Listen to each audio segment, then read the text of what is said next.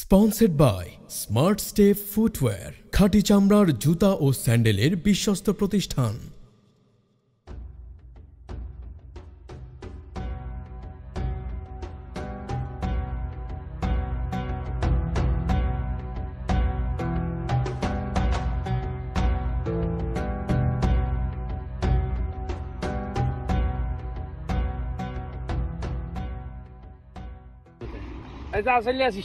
আচ্ছা ঠিক আছে, আচ্ছা ঠিক আছে, আচ্ছা আচ্ছা আচ্ছা।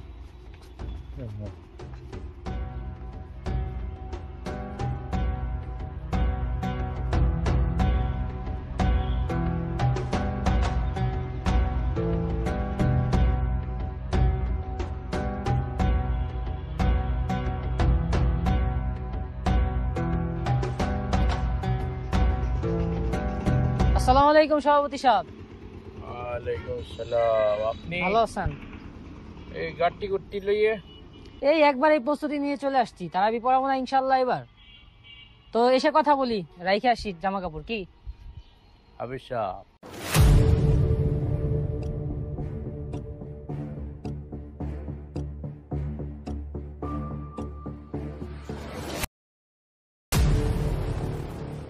আপনি তো জানেন যে আমার একটা ভাগ্নি আছে, মাদ্রাসায় পড়ে।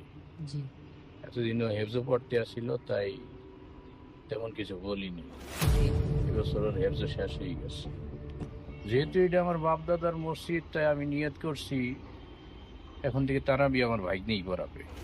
আপনাকে আর এই বছরে তারাবি পড়াইতে হইবে না। আপনি অন্য কোনো মসজিদ দেখেন, গাটি কুটটা যা রুমে রাখছেন লইয়ে বাইরেই পারেন।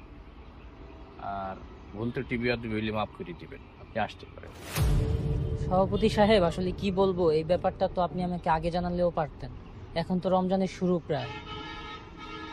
না, শুরু কোথায়, এখন এক সপ্তাহ বাকি আছে। আশপাশে তালাশ করলে আশা করা যায় আপনি মসজিদ পাবেন, আপনি হতাশ হবেন না। আসলে সভাপতি সাহেব দেখেন, আমরা তো আসলে টাকার জন্য তারাবি পড়াই না। আল্লাহর রহমতে আমার বাবার যথেষ্ট সম্পদ আল্লাহ দান করছেন, এটার মাধ্যমে আমরা খুবই সচ্ছল আছি। কিন্তু বিষয়টা হচ্ছে এই মসজিদের সকলের সাথে আমার একটা সম্পৃক্ততা আছে।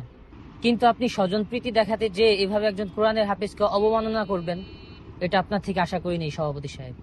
আচ্ছা সভাপতি সাহেব, ভালো থাকবেন, আসি। আসসালামু আলাইকুম। ওয়ালাইকুম আসসালাম।